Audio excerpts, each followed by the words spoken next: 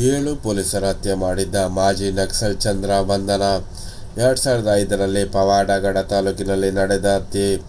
ತುಮಕೂರು ಪವಾಡಗಢ ತಾಲೂಕಿನ ತಿರುಮಣಿ ಪೊಲೀಸ್ ಠಾಣೆ ವ್ಯಾಪ್ತಿಯಲ್ಲಿ 7 ಪೊಲೀಸರನ್ನು ಹತ್ಯೆಗೈದ ಮಾಜಿ ನಕ್ಸಲ್ ಚಂದ್ರ ಮುತ್ಯಾಲು ಆಲಿಯಾಸ್ ಬಂದೆಲ ಮುತ್ಯಾಲು ಎಂಬವರನ್ನು ಪೊಲೀಸರು ಬಂಧಿಸಿದ್ದಾರೆ.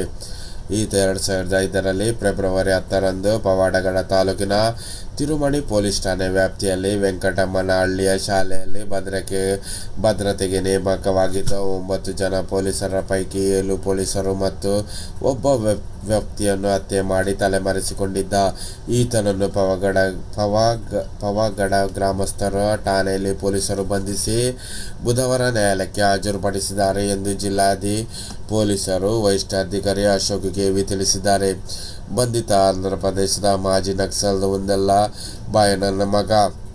ಈತ ಆಂಧ್ರಪ್ರದೇಶದ ಅನಂತಪುರ ಜಿಲ್ಲೆಯ ಸಿಂಗಲವಲ್ಯ ತಾಲೂಕಿನ ಗಾರಲದಿನ್ನೆ ಮಂಡಲದ ಕೇಶವನಪುರ ಗ್ರಾಮದವನು.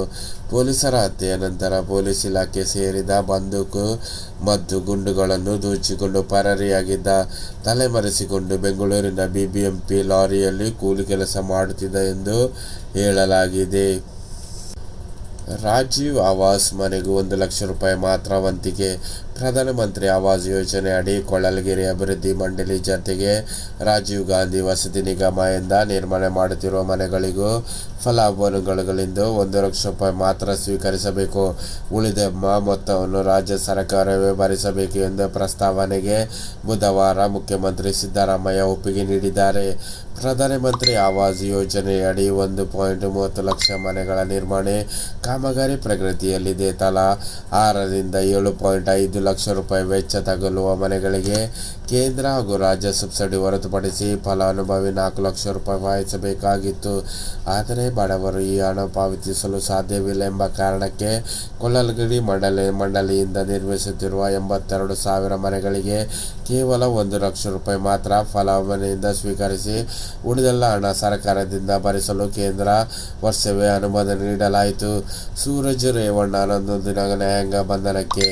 ವಿಧಾನ ಪರಿಷತ್ ಸದಸ್ಯ ಸೂರಜ್ ರೇವಣ್ಣ ಅವರು ತಮ್ಮ ವಿರುದ್ಧದ ಅಸಹಜ ಲೈಂಗಿಕ ದೌರ್ಜನ್ಯ ಪ್ರಕರಣ ಸಂಬಂಧಿಸಿದ ಪೊಲೀಸ್ ವಶದಲ್ಲಿದ್ದ ಅವಧಿ ಮುಕ್ತಾಯಗೊಂಡ ಹಿನ್ನೆಲೆಯಲ್ಲಿ ಜನಪ್ರತಿನಿಧಿಗಳ ವಿಶೇಷ ನ್ಯಾಯಾಲಯವು 15 ದಿನಗಳ ನ್ಯಾಯಾಂಗ ಬಂಧನಕ್ಕೆ ಒಪ್ಪಿದೆ. ಹೆಚ್ಚಿನ ವಿಚಾರಣೆಗೆ ಪೊಲೀಸರು ತಮ್ಮ ವಶಕ್ಕೆ ಪಡೆದುಕೊಂಡರು. ತಮ್ಮ ವಶದಲ್ಲಿ ಅವಧಿ ಬುಧವಾರ ಮುಕ್ತಾಯಗೊಂಡ ಹಿನ್ನೆಲೆಯಲ್ಲಿ ನ್ಯಾಯಾಲಯಕ್ಕೆ ಹಾಜರುಪಡಿಸಿದರು.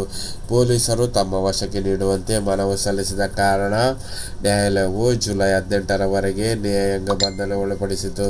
ಈ ನಡುವೆ ಸೂರಜ್ ರೇವಣ್ಣ ಅವರ ಜಾಮೀನು ಅರ್ಜಿ ವಿಚಾರಣೆಯನ್ನು ಗುರುವಾರಕ್ಕೆ ನ್ಯಾಯಾಲಯವು ಮುಂದೂಡಲಾಗಿದೆ. ಜಾಮೀನು ಅರ್ಜಿಗೆ ಆಕ್ಷೇಪಣೆ ಸಲ್ಲಿಸಲು ಸಿಐಡಿ ಪರ ವಕೀಲರಿಗೆ ಸೂಚನೆ ನೀಡಿ ವಿಚಾರಣೆಯನ್ನು ಮುಂದೂಡಲಾಯಿತು. ಆಷಾಢ ಮುಗಿದು ಶ್ರಾವಣ ಬಂದರೆ ಬಿಹಾರ ಸೇತುವೆ ಸರಿಯೋಗುತ್ತದೆ. ಭವಿಷ್ಯ. ಬಿಹಾರದಲ್ಲಿ ಸೇತುವೆಗಳು ಒಂದಲ್ಲ ಇನ್ನೊಂದಂತೆ ಬೀಳುತ್ತಿವೆ. ಇದರಾಗಿ ರಾಜ್ಯ ಸರ್ಕಾರ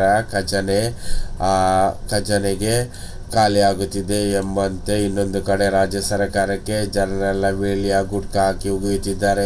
ಸಮಿತಿ ವರದಿ ಅಭಿಪ್ರಾಯಗಳನ್ನು ಸಂಗ್ರಹಿಸಿದರೂ ರಾಜ್ಯ ಸರ್ಕಾರದ ಪರಿಹಾರ ಮಾತ್ರ ಇನ್ನೂ ಸಿಗದಿರುವುದು ಇನ್ನೂ ಇಕ್ಕಟ್ಟಿಗೆ ಸಿಲುಕಿಸಿದೆ. ಆದರೆ ಬಿಹಾರ ಸರ್ಕಾರದ ರಾಜ್ಯದ ಖಾತೆ ಜ್ಯೋತಿಷಿಗಳ ಬಳಿ ತೆರಳಿದೆ. ಅಲ್ಲಿ ಸ್ವಾಮಿ, ನಮ್ಮ ಸೇತುವೆಗಳು ಸ್ಪರ್ಧೆಗೆ ನಿಂತಂತೆ ಬೀಳುತ್ತಿವೆ, ನಮ್ಮಿಂದ ಏನು ಮಾಡಲು ಆಗುತ್ತಿಲ್ಲ ಎಂಬ ಅಳಲು ತೋಡಿಕೊಂಡಿದ್ದಾರೆ.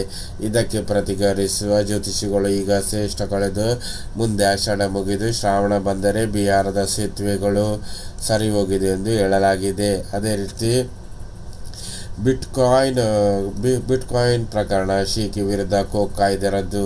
ಸಿಐಡಿ ಡಿಜಿಪಿ ಆದೇಶ ಹೈಕೋರ್ಟ್ನಲ್ಲಿ ಹಿನ್ನಡೆ. ಬಹುಕೋಟಿ ಬಿಟ್ಕಾಯಿನ್ ಹಗರಣ ಪ್ರಮುಖ ಆರೋಪಿ ಶಿರ್ಕಿ ಮತ್ತು ರಾಬಿನ್ ಕೊಂಡೇವಾಲ ವಿರುದ್ಧ ಕೋಕ್ ಹೇರಿ ಸಿಐಡಿ ಡಿಜಿಪಿ ಹೊರಪಡಿಸಿದ ಆದೇಶವನ್ನು ಹೈಕೋರ್ಟ್ ರದ್ದುಪಡಿಸಿದೆ.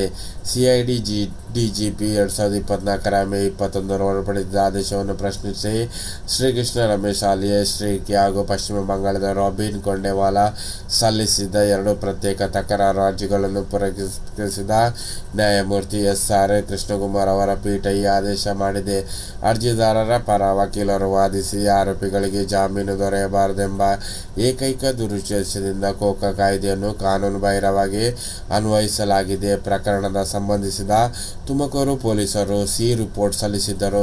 ನಂತರ ಪ್ರಕರಣವನ್ನು ಸಿಐಡಿಗೆ ವರ್ಗಾಯಿಸಿದ ಬಳಿಕ ಕೋಕಾ ಕಾಯ್ದೆಯನ್ನು ಅನ್ವಯಿಸಲಾಗಿದೆ. ಈ ವೇಳೆ ಸಿಐಡಿ ಡಿಜಿಪಿ ಸೂಕ್ತವಾಗಿ ವಿವೇಚನೆ ಮತ್ತು ಕಾನೂನು ಪಾಲನೆ ಮಾಡಿಲ್ಲ. ಆದ್ದರಿಂದ ಕೋಕಾ ಕಾಯ್ದೆ ರದ್ದುಪಡಿಸಬೇಕು ಎಂದು ಕೋರಿದರು. ಈ ವಾದವನ್ನು ನ್ಯಾಯಪೀಠ ತಿರಸ್ಕರಿಸಿದೆ ಎಂದು